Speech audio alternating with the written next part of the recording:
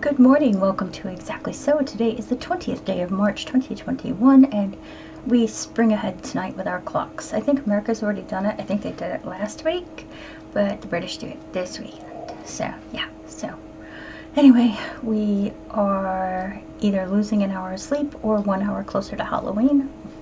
Either way, I'm fine. I hope you're okay. If you're new to the channel and you'd like to stick around, hit like and subscribe, and please comment below and tell me who you are and where you're from and what you like to craft. Anyway, today we have some sewing, we have some knitting, we have cross stitch, we have a little bit of paper crafting, and I have some new fabric, just one bit of fabric. And one of my sewing magazines came with the most amazing pattern ever. So we're going to be going and looking at that. There's nothing new going on in my life. This is the dress that I copied the pattern from that I will show you the sewing for today. Other than that, there's not been a lot going on. The weather can't make up its mind whether it's winter or spring, so who cares? It's good to be alive. Anyway, I'm going to put my Luke's at Stars Hollow mug, which I chipped. Put that down. So, let's talk about paper crafting first. So, paper crafting. I started to make this raven from the RavensBlight website, which we all know about, RavensBlight. And unfortunately, it was too fiddly. I mean, it was way too fiddly. And so, after about an hour and a half, I gave up.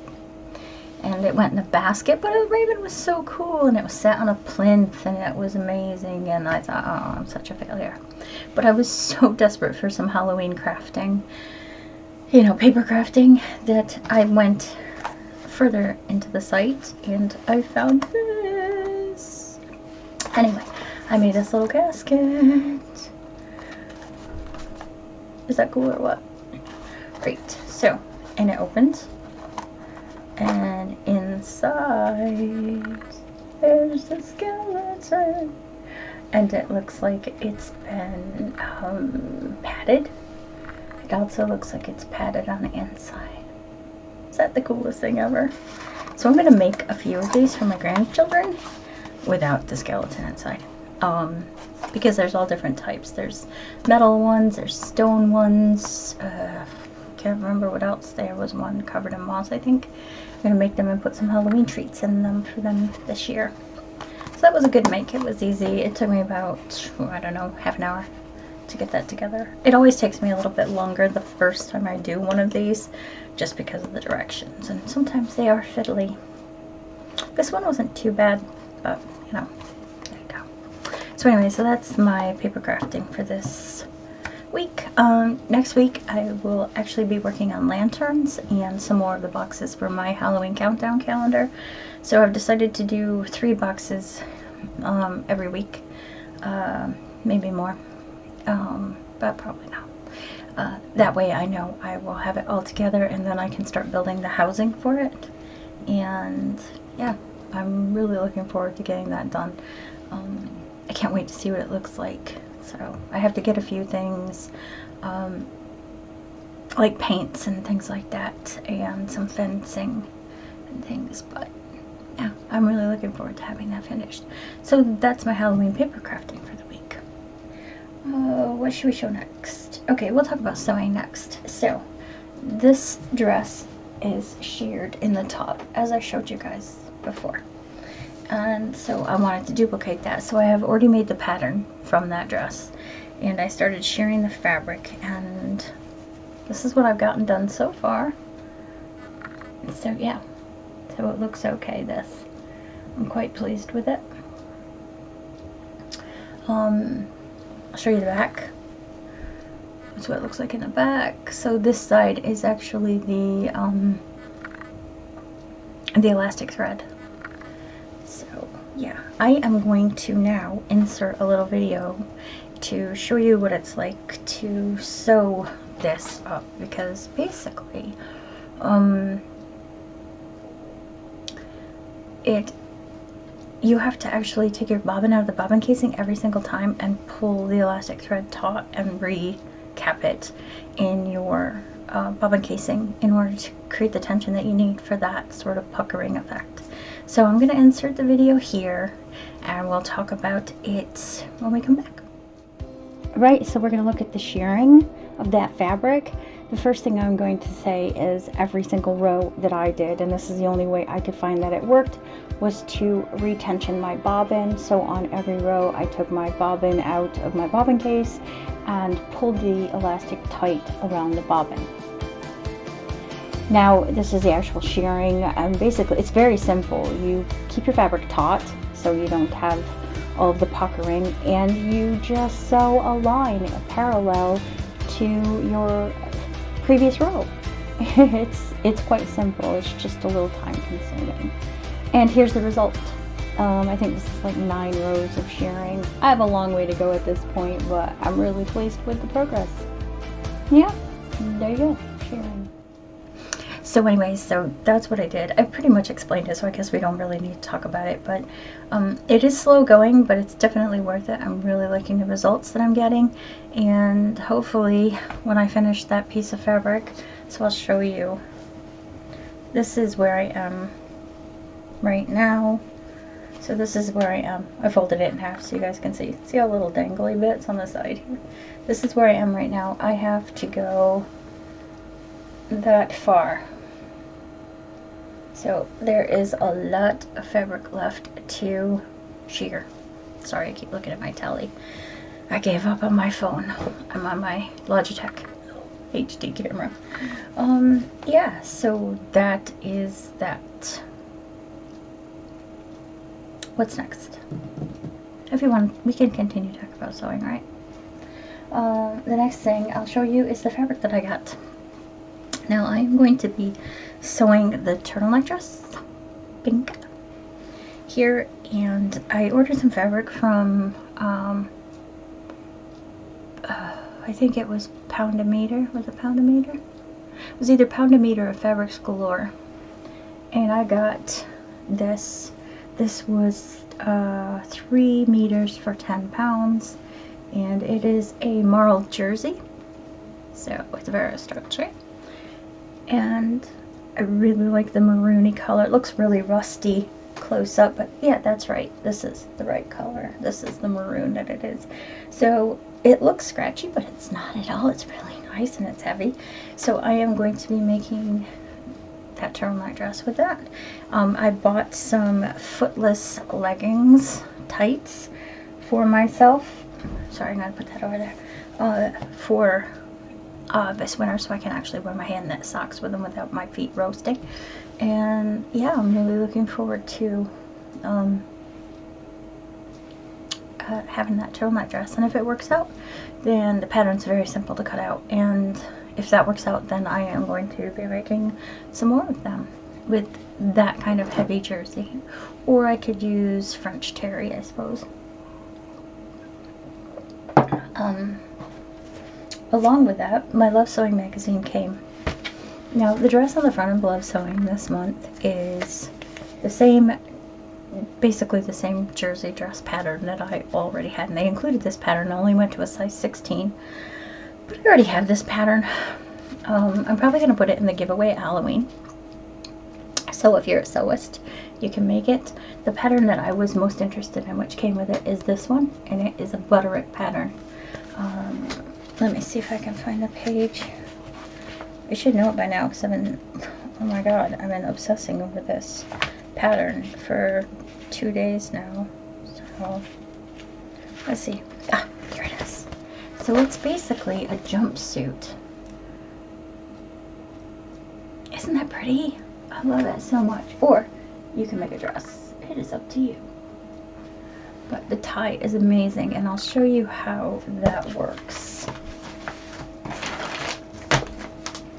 So basically, this is a pattern. It's B67660, and again, it's a Butterick pattern. So if you don't get the Love Sewing magazine, that is the pattern number that you want to look for at your local fabric store. And this is how the tie works in the back.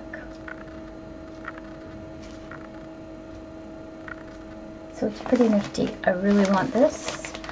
So I've got fabric. So I'm gonna make it. So excited. I'll show you the fabric next week when it arrives. And yeah, sorry for the crinkling, but yeah, this is the best pattern I've seen out of Love Sewing in a long, long time. And I actually like this pattern here, this dress right here, but that's not showing it very well. But hang on a second, I don't know where that one is. There it is.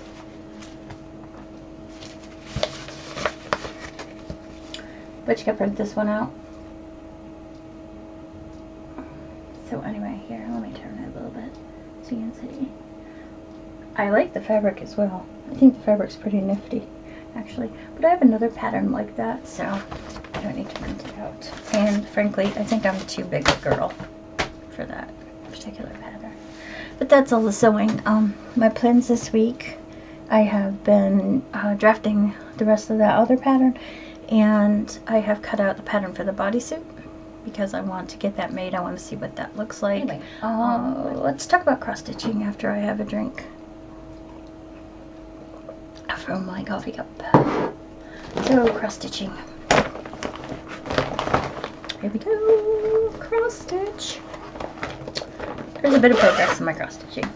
I think I showed you guys all last week that I had finished Joy.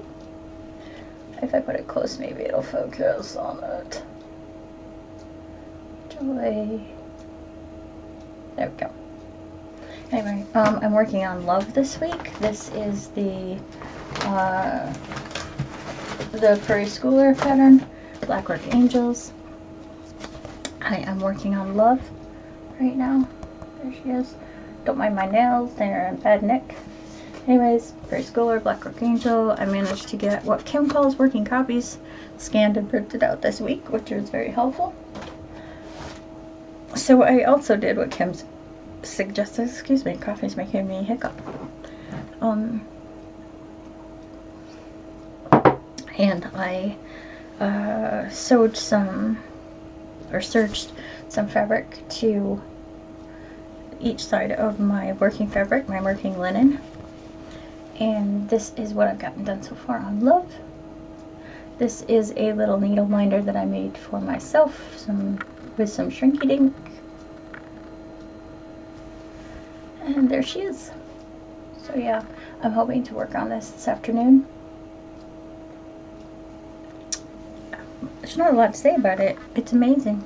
I thank Kim every minute that I'm working on it, I stuck with the linen, because she encouraged me hugely. So yeah, so hopefully you'll see a nearly completed piece of linen by this time next week. The next thing that I worked on for cross stitching is my Rovaris October 31st, not December, October 31st pattern. Yeah, I love this pattern.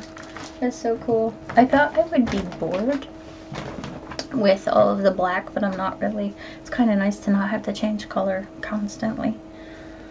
So, and I have little threads all over the place. So the first thing I'll show you is the back of my work, because it's not that bad for me. So I have a few messy bits, but for me that is really good. So what did I finish? I finished the cobweb up. Oops, what's happening here?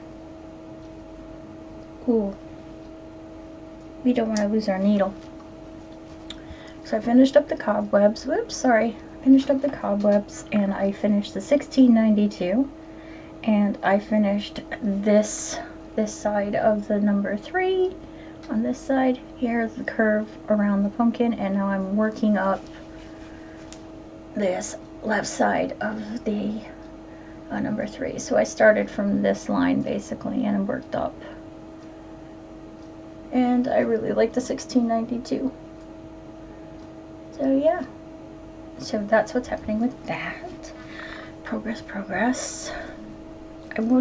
I'm thinking about how I'm going to frame that. because I kind of like this, but it does look a little messy, sort of, kind of. I don't know, we'll see. I could do a pillow top with it, couldn't I? I could do a pillow top with it. So, I don't know. I'll have to think on it.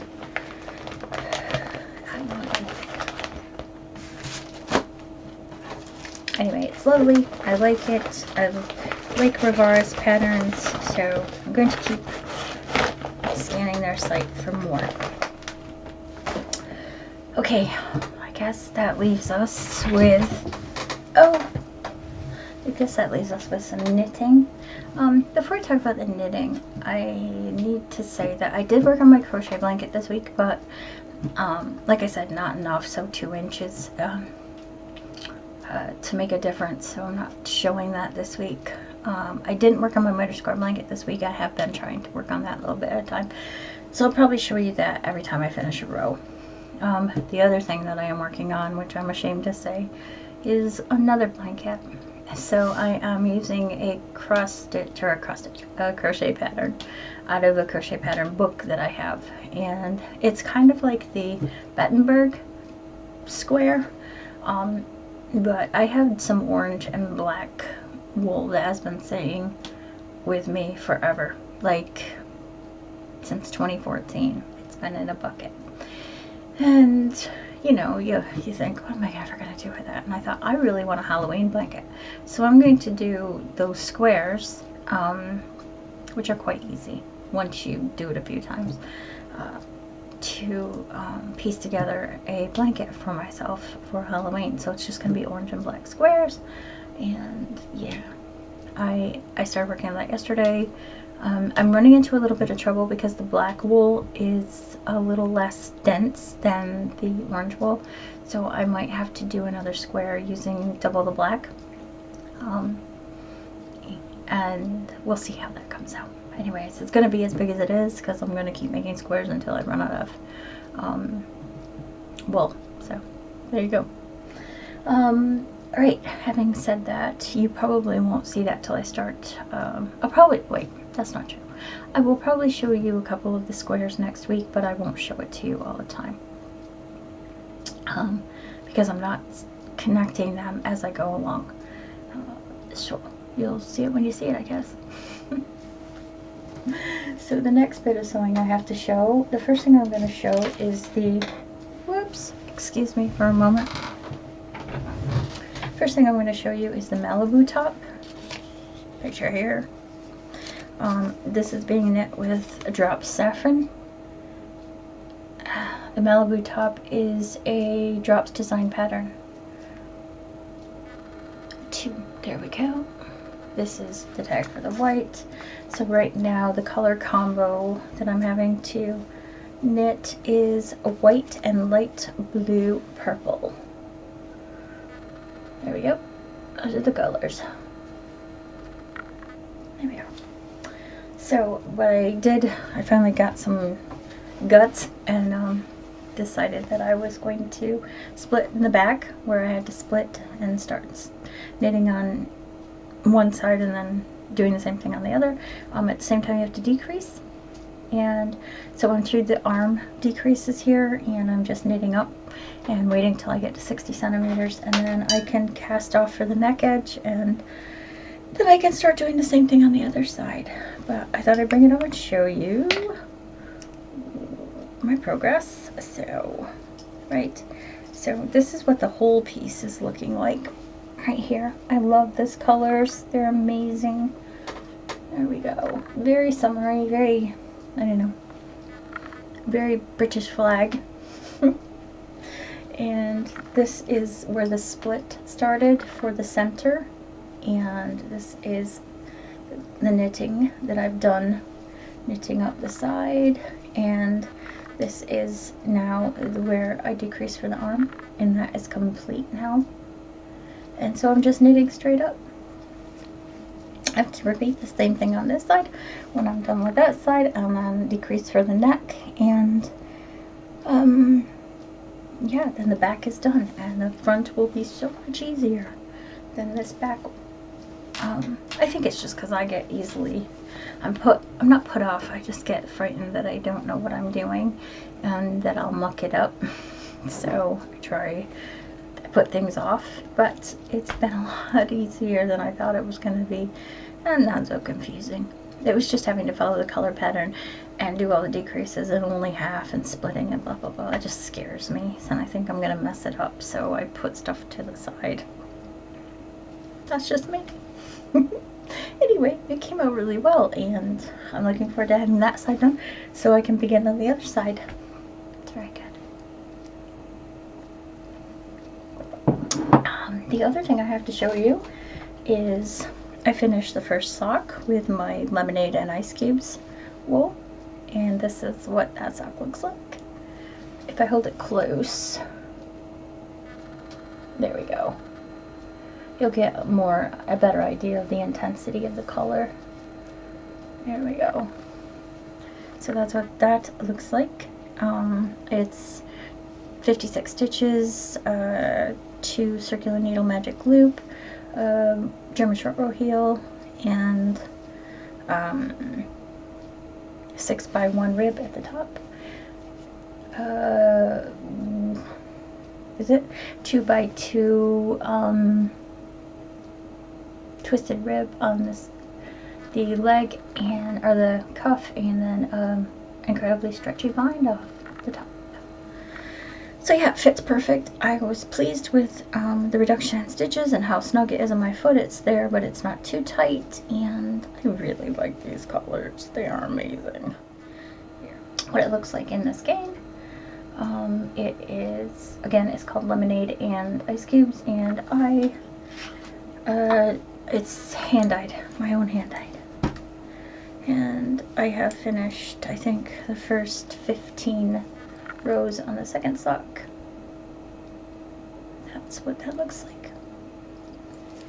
So yeah, so that is 75/25 merino nylon, knit on 2.25 carbons, nurse pride carbons, and that's all I gotta say about that.